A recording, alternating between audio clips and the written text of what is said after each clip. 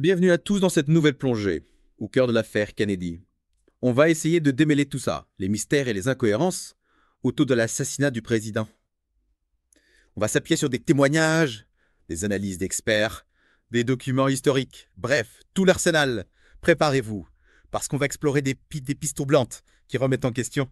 La version officielle. Ah oui, cette affaire, elle est loin d'être close. Malgré les enquêtes officielles, les nombreuses théories, des zones d'ombre persistent, alimentant les doutes et les spéculations. On va commencer en s'attardant sur Lee Harvey Oswald, l'homme accusé d'avoir assassiné Kennedy. Son profil est complexe et certains éléments de sa vie nourrissent le mystère. Par exemple, saviez-vous qu'un certain John Elward a affirmé avoir partagé la cellule d'Oswald à Dallas peu de temps avant l'attentat? Oui, le témoignage d'Elwood, il est troublant. Il a affirmé avoir reconnu Oswald sans l'ombre d'un doute, ce qui contredit les rapports initiaux du FBI, qui niaient tout lien entre les deux hommes. Oui, et ce qui est encore plus étonnant, c'est que des documents, déclassifiés par la suite, semblent corroborer certains aspects du récit d'Elrod. C'est incroyable, mais si son témoignage est vrai, ça soulève des questions sur la fiabilité des informations diffusées à l'époque, la manière dont l'enquête a été menée. On peut se demander si des éléments cruciaux ont été volontairement écartés ou manipulés, Absolument. L'affaire Elrod n'est qu'un exemple parmi d'autres. qui met en évidence la difficulté de démêler le vrai Du faux, dans cette affaire. On est confronté à une multitude de témoignages. souvent contradictoires, et à des documents officiels, qui soulèvent plus de questions, qui n'apportent de réponses. C'est ça qui est fascinant. On a l'impression de se retrouver face à un puzzle géant dont il manque des pièces. Chaque nouvelle information nous oblige à reconsidérer tout ce que l'on pensait savoir. Exactement, prenons le cas du film Zapruder. Ce filmateur, qui a capturé l'assassinat de Kennedy, il est au cœur de nombreux débats depuis des décennies. Certains experts affirment qu'il aurait pu être manipulé, que certaines images auraient été modifiées ou supprimées. Ah oui, justement, un appel a été lancé Mhm. pour que le film original soit remis aux archives nationales afin de subir des tests médico-légaux. Si le film a été altéré, ça remettra en question une des pièces à conviction les plus importantes de l'enquête Thomas Stania et pourrait relancer l'affaire sur de nouvelles bases. Ce qui est frappant avec le film Zapruder, c'est qu'il a généré de multiples interprétations alimentant les théories du complot. Chaque image, chaque mouvement a été scruté, analysé, décortiqué, sans qu'un consensus clair n'émerge. Mais ce n'est pas tout. Il y a aussi les témoignages contradictoires et les informations manquantes qui ajoutent encore une couche de mystère à cette affaire. Par exemple, les descriptions des blessures de Kennedy, notamment la blessure à la tête, divergent selon les sources. C'est exact. Les médecins présents à l'hôpital Parkland, où Kennedy a été transporté après l'attentat, ont fourni des descriptions parfois contradictoires de ses blessures. Certains en parlaient d'une petite blessure à l'arrière de la tête, tandis que d'autres. On décrit une large plaie béante. On peut prendre l'exemple du docteur Carrico, l'un des premiers médecins à avoir examiné Kennedy. Il a d'abord décrit une importante blessure à l'arrière de la tête, avant de changer son témoignage devant la commission Warren, affirmant ne pas avoir eu le temps d'examiner la plaie en détail. Oui, c'est troublant ce changement de version. Pourquoi est-ce qu'il aurait modifié son témoignage? Avait-il subi des pressions? Craignait-il des représailles? Ces questions restent sans réponse et alimentent. Les soupçons de manipulation de l'information. Et puis il y a aussi la disparition d'une radiographie du coup de Kennedy qui aurait montré des fragments métalliques. Où est passée cette radiographie? A-t-elle été détruite? Cachée, son absence ne fait qu'ajouter au mystère et alimente les spéculations. C'est clair, ces incohérences, ces pièces manquantes rendent la reconstitution d'un récit précis, des événements extrêmement difficiles. On se heurte à des contradictions, des zones d'ombre, des silences qui empêchent de dresser un tableau clair et définitif de ce qui s'est réellement passé ce jour-là. Tout ça nous amène à nous interroger sur la fiabilité des enquêtes officielles, notamment celles menées par la commission Warren, qui a conclu à l'acte isolé de Lee Harvey Oswald. Oui, la commission Warren, elle a été critiquée.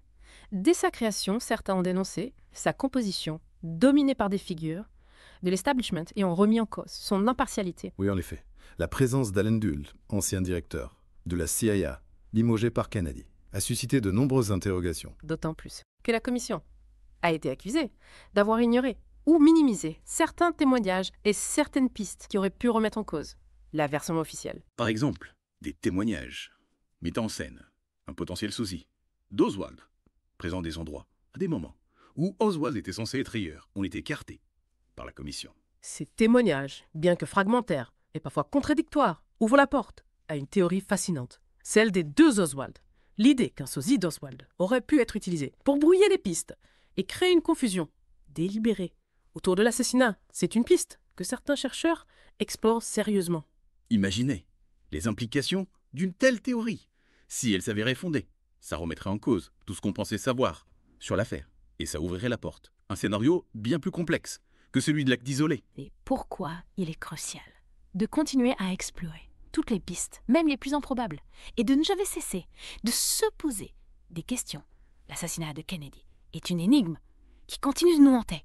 Et chaque nouvelle découverte, chaque nouveau témoignage peut nous rapprocher un peu plus de la vérité. Et l'existence d'un sosie d'Oswald n'est pas la seule théorie qui alimente les discussions autour de l'affaire Kennedy. Ah, c'est vrai, on a évoqué les zones d'ombre autour d'Oswald, le film Zapruder, les témoignages contradictoires. Mais elle n'en a pas encore parlé, du contexte géopolitique de l'époque. Pourtant, elle est cruciale pour comprendre les enjeux, les tensions qui entouraient la présidence de Kennedy. Absolument, n'oublions pas que la guerre froide battait son plein. Les États-Unis et l'Union soviétique s'affrontaient sur tous les fronts. La tension était palpable. Kennedy avait d'ailleurs pris des positions fortes face à Khrouchtchev, notamment lors de la crise des missiles de Cuba. Un an avant l'assassinat. Oui, cet épisode a marqué les esprits, a montré la détermination de Kennedy à tenir tête à l'Union soviétique. Mais sa politique étrangère ne lui a pas valu que des amis. Il avait aussi des ennemis puissants, notamment au sein de la CIA et du milieu du crime organisé. Oui, en effet, sa politique envers Cuba, notamment son soutien aux dissidents, aux tentatives de renversement du régime de Castro, lui avait aliéné une partie de la CIA qui voyait d'un mauvais œil son interventionnisme. Quant à la mafia, elle n'avait pas oublié que Kennedy leur avait tourné le dos après les avoir aidés à financer sa campagne. D'ailleurs, certains documents déclassifiés de la CIA révèlent l'existence de projets d'assassinat de Castro impliquant des figures du milieu mafieux comme Sam Giancana et Johnny Rosselli. Ce qui est intéressant, c'est que ces mêmes figures ont été associées à Jack Ruby, l'homme qui a battu Oswald, en direct à la télévision. Attends, ça veut dire Qu'il y a un lien. entre la mafia, la CIA et l'assassinat de Kennedy. C'est une accusation. Je ne dis pas qu'il y a un lien direct, mais les coïncidences sont troublantes. Jack Ruby est un personnage trouble, avec des connexions dans les milieux. Du crime organisé, sa mort prématurée en prison, quelques années après, l'assassinat d'Oswald a empêché de faire toute la lumière. Sur ses motivations et ses éventuelles connexions. Tout ça donne le vertige. On se retrouve plongé dans un réseau de connexions obscures, de secrets d'État, de complots potentiels. Difficile de savoir à qui se fier. T'y crois? Et puis n'oublions pas le rôle des médias dans cette affaire. L'assassinat de Kennedy a été un événement médiatique sans précédent. Les images de l'attentat ont fait le tour du monde. Les journaux, les radios, les télévisions ont couvert l'événement 24 heures sur 24. Et c'est la première fois qu'un assassinat présidentiel était diffusé en direct à la télévision.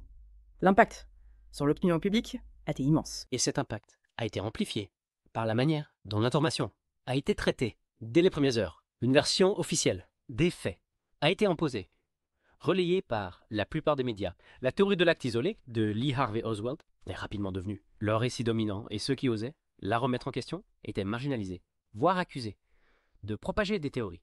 Du complot. Tu veux dire qu'il y aurait eu manipulation de l'information, que les médias auraient joué un rôle dans la propagation de la version officielle, même si elle était contestable. Je ne dis pas que tous les médias ont été complices d'une manipulation consciente et organisée, mais il est indéniable qu'une certaine pression s'est exercée, conformer le récit médiatique à la version officielle. Les journalistes qui posaient trop de questions, qui exploraient des pistes alternatives, étaient vite mis à l'écart. C'est effrayant de penser que l'opinion publique a pu être manipulée de cette manière. Comment savoir? Ce qui est vrai, c'est qui est faux, quand les sources d'information elles-mêmes sont biaisées. C'est la question qu'on doit se poser en permanence, pas seulement dans le cas de l'affaire Kennedy, mais dans tous les domaines. Il est crucial de développer son esprit critique, de confronter les sources, de ne pas prendre pour argent comptant tout ce qu'on nous dit. En parlant de la version officielle, un élément central du rapport Warren a été largement contesté. La théorie de la balle unique. Tu peux nous expliquer en quoi consiste cette théorie? Est-théorie, la théorie. La théorie de la balle unique, aussi appelée théorie de la balle magique, postule qu'une seule balle, tirée par Oswald, a traversé le cou de Kennedy, puis a blessé. le gouverneur Connally. Au dos, au poignet et à la cuisse. Une seule balle. Pour autant de blessures, on s'assemble.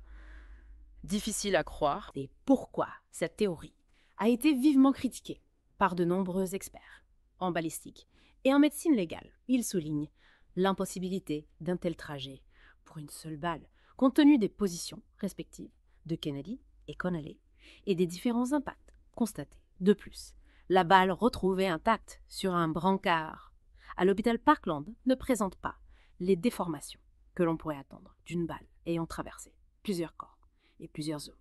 Si cette théorie est si fragile, pourquoi la commission Warren s'y est-elle accrochée ou non? La théorie de la balle unique était essentielle pour soutenir la thèse de l'acte isolé de Lee Harvey Oswald. Si cette théorie s'effondrait, ça ouvrirait la porte à la possibilité d'un deuxième tireur et donc à un complot. Donc c'est une théorie qui a été maintenue malgré les incohérences et les doutes. Pour des raisons politiques, c'est une hypothèse que l'on peut envisager. Il est clair que la commission Warren avait pour mission de rassurer l'opinion publique et de préserver la stabilité du pays. Admettre l'existence d'un complot aurait eu des conséquences déstabilisantes, aussi bien sur le plan national qu'international. Tout ça est vraiment troublant. On a l'impression que la vérité sur l'assassinat de Kennedy nous échappe constamment. Plus on creuse, plus on découvre de contradictions, de zones d'ombre, de manipulations. C'est la nature même de cette affaire. Elle est complexe, multiforme. Et les éléments de réponse sont souvent fragmentaires, contradictoires, voire manipulés. Mais ça ne doit pas nous décourager dans notre quête de vérité. Chaque nouvelle information, chaque nouvelle analyse peut nous permettre de faire un pas de plus vers la compréhension de ce drame qui a marqué l'histoire. On a parlé de la théorie de la balle unique, mais il y a un autre aspect de l'enquête officielle qui me laisse perplexe, le rôle du FBI et de la CIA. On sait que ces deux agences détenaient des informations sur Oswald avant l'assassinat, mais est-ce qu'elles ont tout partagé avec la commission Warren? C'est une question qui a alimenté beaucoup de spéculations. Oui, les rapports du FBI et de la CIA sur Oswald sont effectivement incomplets, avec des omissions et des contradictions flagrantes. On peut se demander si certaines informations ont été délibérément cachées ou manipulées pour protéger des intérêts ou des individus. Par exemple, on sait que la CIA surveillait Oswald lors de son voyage à Mexico, quelques semaines avant l'assassinat. Il aurait eu des contacts avec des agents cubains et soviétiques, mais la CIA n'a pas transmis toutes ces informations à la commission Warren. Pourquoi? Difficile de le dire avec certitude. Peut-être que la CIA ne voulait pas révéler ses méthodes de surveillance, ou peut-être qu'elle craignait que la vérité sur les activités d'Oswald à Mexico ne remette en cause sa propre version des faits. Et le FBI, est-ce qu'il a joué franc jeu avec la commission? Là encore, il y a des zones d'ombre. Le FBI a minimisé certains témoignages qui mettaient en doute la culpabilité d'Oswald, et il a écarté des pistes qui auraient pu mener à d'autres suspects. En fait, on a l'impression que les FBI et la CIA ont cherché à orienter l'enquête vers la conclusion qu'ils souhaitaient la culpabilité exclusive d'Oswald. C'est une hypothèse que l'on ne peut pas exclure. Il est clair que ces deux agences avaient beaucoup à perdre si la vérité sur l'assassinat de Kennedy était révélée au grand jour, leurs méthodes et leurs secrets, leurs opérations clandestines auraient pu être exposées, mettant en péril leur crédibilité et leur pouvoir. Tout ça est assez décourageant. On se retrouve face à un mur de secrets, de mensonges, de manipulations. Comment savoir ce qui s'est réellement passé ce jour-là? Comment faire la part des choses entre la vérité et la désinformation? C'est un défi de taille, mais on ne doit pas abandonner la recherche de la vérité. L'assassinat de Kennedy est un événement crucial de l'histoire américaine. Il est important de comprendre ce qui s'est passé, non seulement pour rendre justice à la victime, mais aussi pour tirer les leçons de cet événement tragique. Quelles leçons peut-on tirer de l'assassinat de Kennedy selon toi? Cet événement nous montre la fragilité de la démocratie, la puissance des intérêts cachés et l'importance de la vigilance citoyenne. Il nous rappelle que la vérité peut être manipulée, déformée, cachée, et qu'il est important de toujours se poser des questions, de confronter les sources, de ne pas accepter aveuglément les versions officielles. C'est un message important. Et il est plus que jamais d'actualité. On vit dans une époque où l'information circule à une vitesse folle, où la désinformation prolifère, où il est difficile de distinguer le vrai du faux. Il est plus important que jamais de développer son esprit critique, de se forger sa propre opinion, de ne pas se laisser manipuler. Tout à fait, l'assassinat de Kennedy est un rappel brutal que la vérité est un bien précieux qu'il faut sans cesse défendre. Merci beaucoup pour ton expertise et tes éclaircissements.